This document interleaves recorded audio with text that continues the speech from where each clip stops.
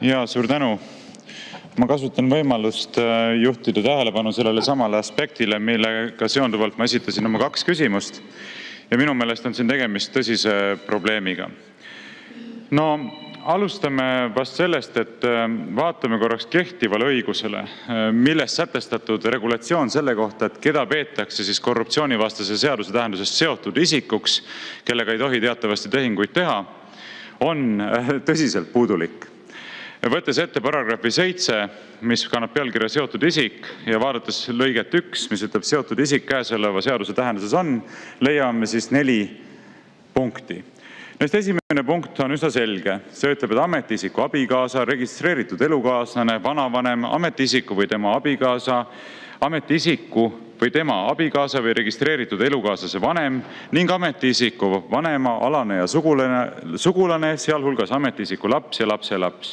Vanemaks loetakse käesoleva seaduse tähenduses ka lapsendaja, vanema abikaasa või registreeritud elukaaslane ja kasuvanem ning alanejaks sugulaseks ka lapsendatu ja abikaasa või registreeritud elukaaslase laps.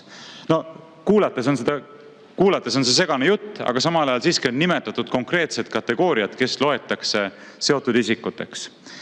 Ja nüüd ma ei hakka lugema ette teile punkti 2 ja 3, aga kõige lõpuks on lisatud punkt 4, mis on täielik õudusunenägu.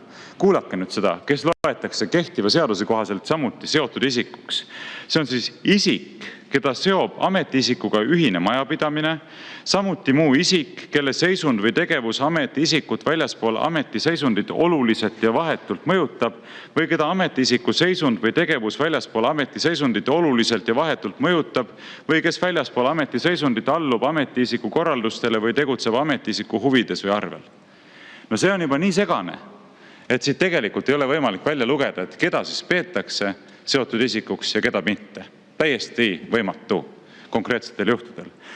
Nüüd seda, et niisugune regulatsioon on problemaatiline, on ammu tunnistatud paljude poolt. Ja nüüd on siis tulnud välja eelnõuga, millega öeldakse, aga teate, kaotame selle punkti 4 sellisel kujul ära, nagu ma ette lugesin praegu, ja kirjutame selle asemele lihtsalt, et siis seotud isikuks on ka ametiisikule lähedased isikud. Ehk siis tuletage meelde, mida ma lugesin ette selle punkti 1 näol. Seal olid kirjas juba vanemad, lapsed, vanemate alanejad sugulased ehk vennad, õedeks. Kõik need olid nimetatud, aga lisaks nendele nüüd siis loeme seotud isikuteks ka ametiisikule lähedased isikud. Nüüd selle kohta on Harju Maakohus täiesti selgelt öelnud, ma vaatan, kus see siin on, et niisugune määratus ei ole rahuldav. Harju Maakohus leidis, et lähedased isikud on karistusõiguse vaatest liiga lai mõiste, mis tekitaks olukorra, kus inimesed ei suuda näha ette normi karistusõiguslikku vastutust.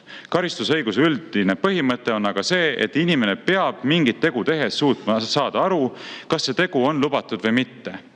Mõiste lähedane isik on lai ja umbmäärane ning selle sisustamine ja piiride tõmbamine toimuks pika kohtupraktika raames. Ehk siis lihtsalt seadusele vaadates pole võimalik aru saada, kes on lähedane isik või mitte.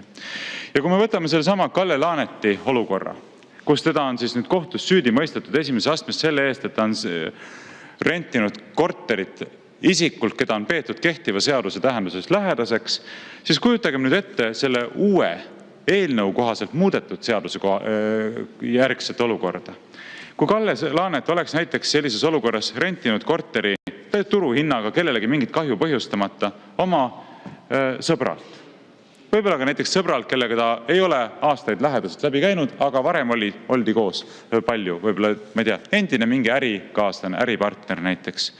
Või endine kunagine klassivend, pinginaaber või mitte pinginaaber. Või näiteks eksabikaasa, kellest on lahutatud juba näiteks 10 aastat. Või näiteks praeguse abikaasa vend, keda ei ole korruptsioonivastases seaduses, ei praegu ega ka eelnõukohases redaktsioonis nimetatud. Kõigi nende 4 näite puhul, kas on tegemist lähedase isikuga või mitte? Öelge. Ja kas ei peagi olema? Sest punkti 4 kohaselt ei ole mingist ühisest majapidamisest juttu, et eelnõu punkt 4 ütleb lihtsalt väga selgelt, et lähedaseks isikuks loetakse ametiisikule või seotud isikuteks loetakse ametiisikule lähedased isikud. Jutt ei ole mingist majapidamisest ega millestki muust. Mingit muud kriteeriumit ei ole. Ja nüüd kas siis sõber, kunagine sõber, klassivend, eksabikaasa, abikaasa vend, klubikaaslane kvalifitseerub lähedase isikuna või mitte, või sellega seotud isikuna, see hakkab siis selguma kohtupraktika raames. Kas 3 minutit lisaks? Ja palun lisaks 3 minutit. Et mina väidan küll, et selline asi ei ole lihtsalt kooskõlas põhiseadusega, järjekordselt. Ja ma ei oleks üldse imestunud, kui ka president ütleks, et niisugusel kujul ei saa kriminaalõiguslikke, karistusõiguslikke norme kehtestada ja selle tõttu president ei saa seda ka välja kuulutada. Nüüd, et mitte ainult kritiseerida, ma ütlen ka, kuidas minu arvates oleks palju kohasem seda küsimust lahendada. Jätta see punkt 4 seadusest täielikult välja, ei ole nii, et seotud isikuteks on ka lähedased isikud, ilma et see oleks seadusega defineeritud, keda see nende all siis silmas pidada, vaid sinna samma punkti 1, mida ma eelnevalt juba ette lugesin, saab kirjutada sisse ka ju täiendavad kriteeriumid.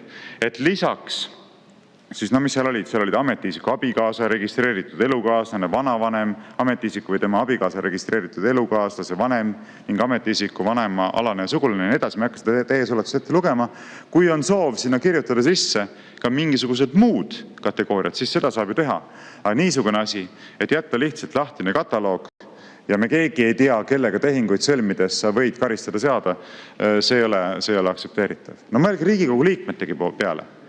Kui te näiteks, ma ei tea, Põlvamaal elava inimesena kasutate oma seadusest tulenevat õigust rentida Tallinnast korterit, nagu Kalle Laanet on seda teinud, no siis te ei tea. Kui te natukenegi seda isikut tunnete, kellelt te mõtlete, et võiks selle ilusa korteri rentida sobiliku hinnaga, siis jätke parem rentimata. Sest ainuüksi see, et te juba tunnete mingisuguses seoses, võib teid kvalifitseerida lähedase isikuna ja pärast olete samamoodi kriminaalmenetluse all, nagu sellesse kohta sattus Kalle Laanet. Nii et rohkem mul vist selle kohta midagi olulist öelda ei ole. Igal juhul, antud juhul oleks targem eelnõu teine lugemine katkestada, kui jätkata siis menetlusega ja võtta lõpuks vastu eelnõu või siis seadus, mis on põhiseadusega vastuolus. Aitäh! Aitäh!